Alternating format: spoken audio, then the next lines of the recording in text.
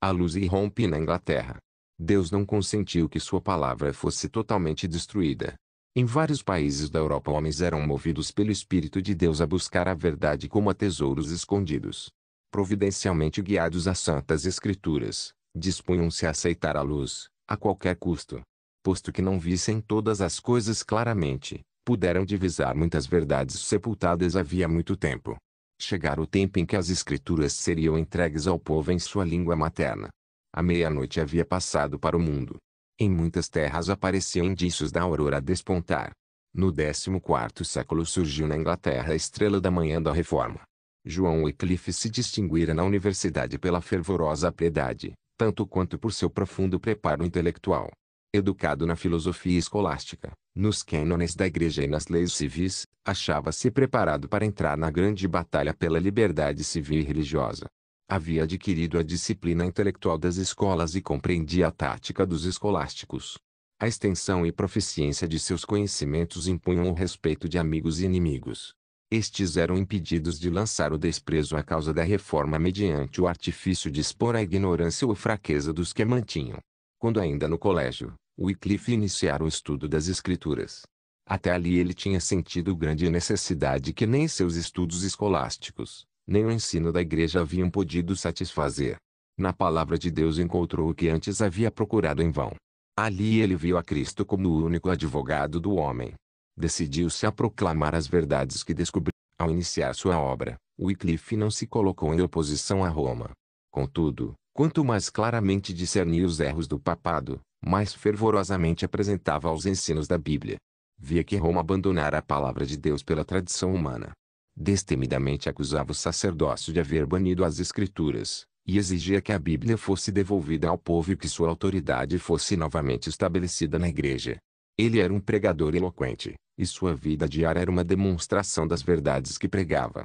O conhecimento que possuía das Escrituras, a pureza de sua vida e sua coragem e integridade conquistaram-lhe a estima geral. Muitos viam a iniquidade da Igreja romana. Saudaram com incontida alegria as verdades expostas por Wycliffe. Mas os dirigentes papais encheram-se de raiva. Este reformador conquistava maior influência que a deles próprios. Perspicaz descobridor de erros, Wycliffe era perspicaz descobridor de erros e atacou destemidamente muitos dos abusos sancionados por Roma. Enquanto capelão do rei, assumiu ousada atitude contra o pagamento de tributo que o Papa reivindicava do monarca inglês. A pretensão de autoridade papal sobre os governantes seculares era contrária tanto à razão como à revelação. As exigências do Papa tinham suscitado indignação, e os ensinos de Wycliffe influenciaram o espírito dos dirigentes do país. O rei e os nobres se uniram na recusa em pagar o tributo. Frades mendicantes enxameavam a Inglaterra, lançando uma nódoa à grandeza e prosperidade da nação. A vida de ociosidade e mendicidade dos monges não só representava grande escoadouro dos recursos do povo, como ainda lançava o desdém sobre o trabalho útil. A juventude se desmoralizava e corrompia. Muitos eram induzidos a entrar para o claustro, não apenas sem o consentimento dos pais, como ainda mesmo sem o seu conhecimento e contra as suas ordens. Por esta monstruosa desumanidade, como mais tarde Lutero a denominou, que cheira mais a lobo e a tirano do que a cristão ou homem, o coração dos filhos se endureceu contra os pais. Mesmo os estudantes das universidades eram enganados pelos monges e induzidos a unir-se às suas ordens. Uma vez presos na armadilha, era-lhes impossível obter liberdade. Muitos pais se recusavam a enviar os filhos às universidades. As escolas se enfraqueciam e prevalecia a ignorância. O Papa conferira a esses monges a faculdade de ouvir confissões e conceder perdão, o que se tornou fonte de grandes males. Inclinados a aumentar seus lucros, os frades estavam tão dispostos a conceder absolvição, que criminosos a eles recorriam, aumentando assim rapidamente os vícios mais detestáveis. Donativos que poderiam ter aliviado os doentes e pobres, eram carregados para os monges. A riqueza dos frades aumentava constantemente, e seus suntuosos edifícios e lautas mesas tornavam mais notória a pobreza da nação. Contudo, os frades continuavam a manter o domínio sobre as multidões supersticiosas, levando-as a crer que todo dever religioso se resumia em reconhecer a supremacia do Papa, adorar os santos e fazer donativos aos monges. Isto seria suficiente para lhes garantir lugar no céu. Wycliffe, com intuição clara, feriu a raiz do mal, declarando que o próprio sistema era falso e deveria ser abolido. despertavam-se discussões e indagações. Muitos se perguntavam se não deveriam buscar o perdão de Deus, em vez de procurá-lo junto ao pontífice de Roma. Os monges e sacerdotes de Roma, diziam eles, estão nos comendo como um câncer. Deus deve livrar-nos, ou o povo perecerá. Monges mendicantes alegavam estar seguindo o exemplo do Salvador, declarando que Jesus e os discípulos haviam sido sustentados pela caridade do povo. Esta alegação levou muitos à Bíblia, a fim de saberem por si mesmos a verdade. Wycliffe começou a escrever e publicar folhetos contra os frades, convocando o povo aos ensinamentos da Bíblia e seu autor. De nenhuma outra maneira mais eficaz poderia ele ter empreendido a demolição da gigantesca estrutura erigida pelo Papa, na qual milhões eram mantidos cativos. Chamado a defender os direitos da coroa inglesa contra usurpações de Roma, Wycliffe foi designado embaixador real na Holanda.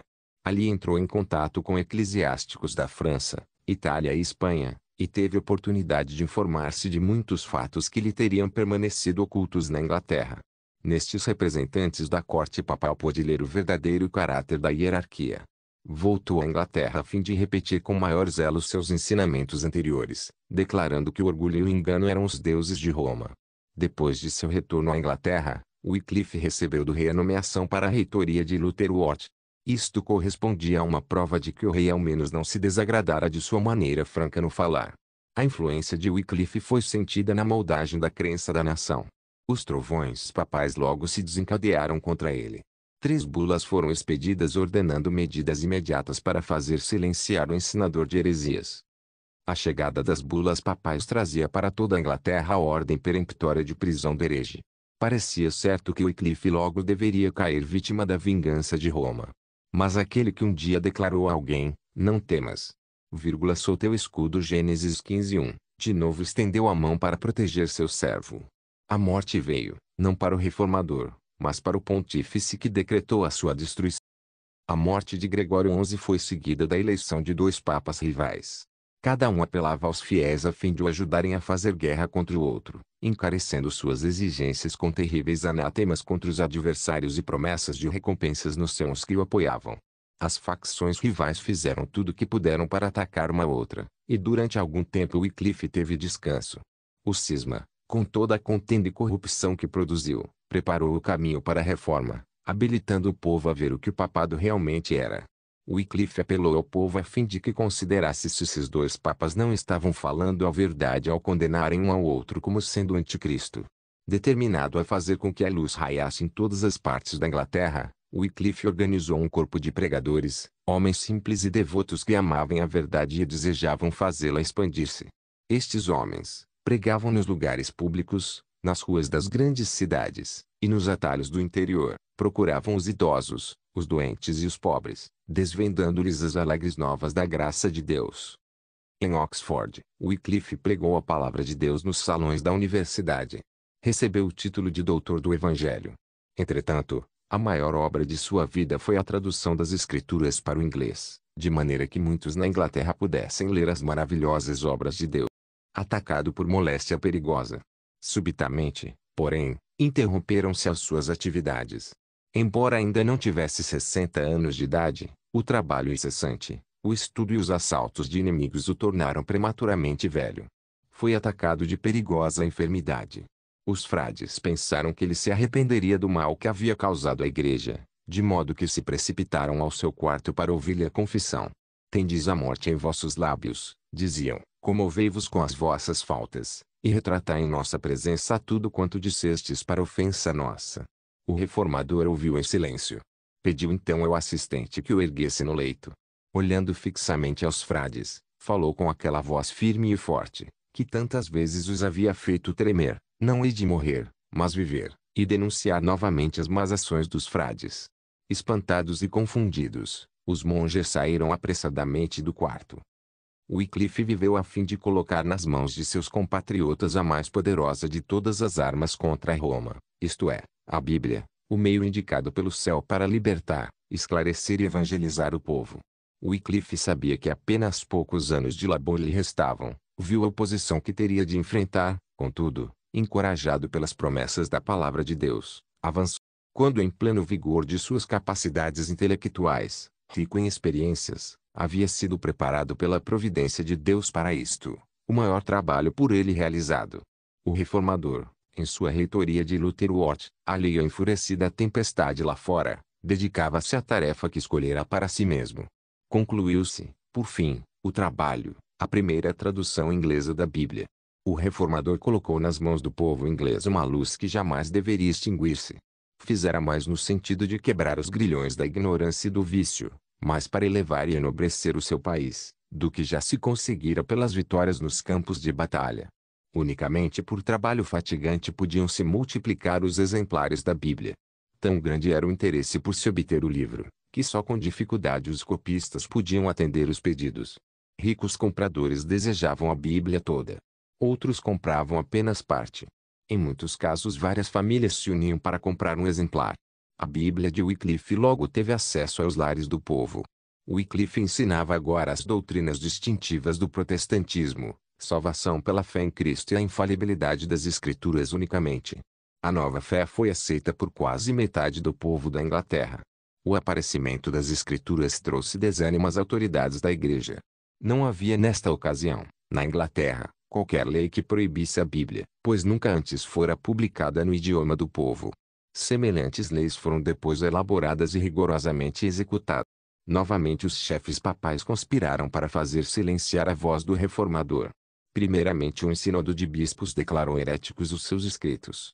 Ganhando o jovem rei Ricardo II para o seu lado, obtiveram um decreto real sentenciando à prisão todos os que professassem as doutrinas condenadas. Wycliffe apelou do sínodo para o parlamento. Destemidamente acusou a hierarquia perante o Conselho Nacional e pediu uma reforma dos enormes abusos sancionados pela Igreja. Seus inimigos ficaram confusos. Alimentara-se a expectativa de que o reformador, em sua avançada idade, só e sem amigos, se curvaria ante a autoridade da coroa. Mas, em vez disso, o parlamento, despertado pelos estimuladores apelos de Wycliffe, repeliu o dito perseguidor e o reformador foi outra vez posto em liberdade. Pela terceira vez ele foi chamado a julgamento, e agora perante o mais elevado tribunal eclesiástico do reino. Ali, finalmente, a obra do reformador seria detida. Assim pensavam os romanistas. Se pudessem cumprir o seu propósito, Wycliffe sairia da corte diretamente para as chamas. Wycliffe recusa retratar-se. Wycliffe, porém, não se retratou. Destemidamente sustentou seus ensinos e repeliu as acusações de seus perseguidores. Citou os ouvintes perante o tribunal divino e pesou seus sofismas e enganos na balança da verdade eterna. O poder do Espírito Santo foi sentido pelos ouvintes. Como setas do Senhor, as palavras do reformador atingiam sua consciência. A acusação de heresia que haviam formulado reverteu contra eles. Com quem, disse ele, julgais estar a contender? Com um ancião às bordas da sepultura. Não. Com a verdade, verdade, que é mais forte do que vós, e vos vencerá. Assim dizendo, retirou-se, e nenhum de seus adversários tentou impedi-lo. A obra de Wycliffe estava quase terminada, mas uma vez mais ele deveria dar testemunho do Evangelho.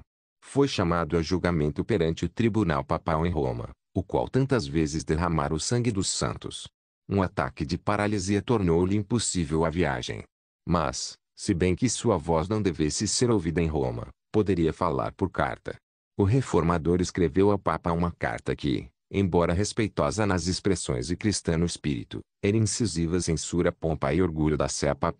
Wycliffe apresentou ao Papa e aos cardeais a mansidão e humildade de Cristo, mostrando não somente a eles, mas a toda a cristandade, o contraste entre eles e o Mestre, a quem professavam representar. Wycliffe esperava plenamente que sua vida seria o preço de sua fidelidade. O rei, o Papa e os bispos estavam unidos para levá-lo à ruína, e parecia certo que, quando muito, em poucos meses o levariam à fogueira. Mas sua coragem não se abalou. O homem que durante toda a vida permanecera ousadamente na defesa da verdade, não deveria cair vítima do ódio de seus adversários. O Senhor o havia protegido, e agora, quando seus inimigos julgavam segura a presa, a mão de Deus o removeu para além do seu alcance. Em sua igreja, em Lutherworth, na ocasião em que ia administrar a comunhão, caiu atacado de paralisia, e em pouco tempo veio a falecer. Arauto de uma nova era. Deus pusera a palavra da verdade na boca de Wycliffe. Sua vida fora protegida e seus labores prolongados até que se assentassem os alicerces da reforma. Antes dele não houve alguém por meio de cuja obra se pudesse modelar seu sistema de reforma. Ele foi o arauto de uma nova era. Contudo, nas verdades que apresentava, havia uma unidade e perfeição que os reformadores que o sucederam não excederam e que alguns sequer atingiram. Tão firme e verdadeiro foi o arcabouço, que não foi necessário ser reconstruído pelos que vieram depois dele. O grande movimento inaugurado por Wycliffe, que deveria libertar as nações por tanto tempo submissas a Roma, teve sua fonte na Bíblia. Ali se encontrava a origem da corrente de bênçãos que tem emanado durante gerações desde o 14º século. Educado de modo a considerar a Igreja de Roma como autoridade infalível e a aceitar com indiscutível reverência os ensinos e costumes estabelecidos havia um milênio, Wycliffe desviou-se de tudo isso para ouvir a santa palavra de Deus. Em vez da Igreja falando através do Papa, declarou ser a voz de Deus a única autoridade verdadeira, falando por intermédio de sua palavra. Ensinou que o Espírito Santo é o único intérprete da Bíblia. Wycliffe foi um dos maiores reformadores. Foi igualado por poucos que vieram depois dele. Pureza de vida, incansável diligência no estudo e trabalho, incorruptível integridade e amor cristão, caracterizaram o primeiro dos reformadores. Foi a Bíblia que fez de Wycliffe o que ele se tornou. O estudo da Bíblia enobrece todo pensamento, sentimento e aspiração, como nenhum outro estudo pode fazer. Pode dar estabilidade de propósito, coragem e fortaleza. O esquadrinhar fervoroso e reverente das Escrituras daria ao mundo homens de intelecto mais forte, bem como de princípios mais nobres, do que os que já existiram como resultado do mais hábil ensino proporcionado pela filosofia humana. Os seguidores de Wycliffe, conhecidos como Wycliffitas e Lollardos, espalharam-se por outros países, levando o Evangelho. Agora que o seu guia fora removido, os pregadores trabalhavam com zelo ainda maior que antes. Multidões se congregavam para ouvi-los. Alguns da nobreza e mesmo a esposa do rei se encontravam entre os conversos. Em muitos lugares os símbolos idolátricos do romanismo foram removidos das igrejas. Logo, porém, impiedosa perseguição irrompeu sobre os que haviam ousado aceitar a Bíblia como guia. Pela primeira vez na história da Inglaterra a fogueira foi decretada contra os discípulos do Evangelho. Martírios se sucederam a martírios. Perseguidos como inimigos da igreja e traidores do reino, os advogados da verdade continuaram a pregar em lugares secretos, encontrando abrigo nos humildes lares dos pobres, e muitas vezes refugiando-se mesmo em brenhas e cavernas. Durante séculos continuou a ser proferido um protesto calmo e paciente contra as dominantes corrupções da fé religiosa.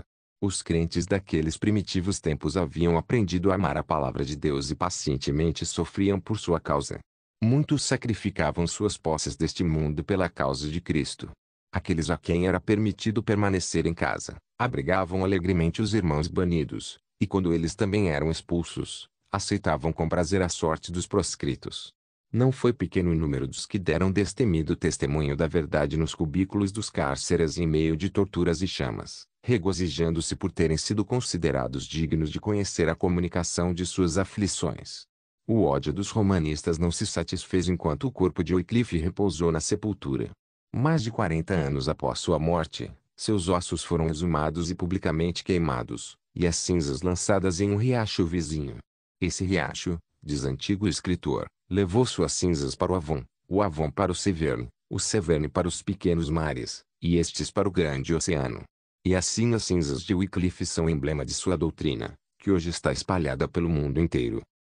Mediante os escritos de Wycliffe, João Hus, da Boêmia, foi levado a renunciar a muitos erros do romanismo. Da Boêmia a obra estendeu-se a outras terras. A mão divina estava preparando o caminho para a grande reforma.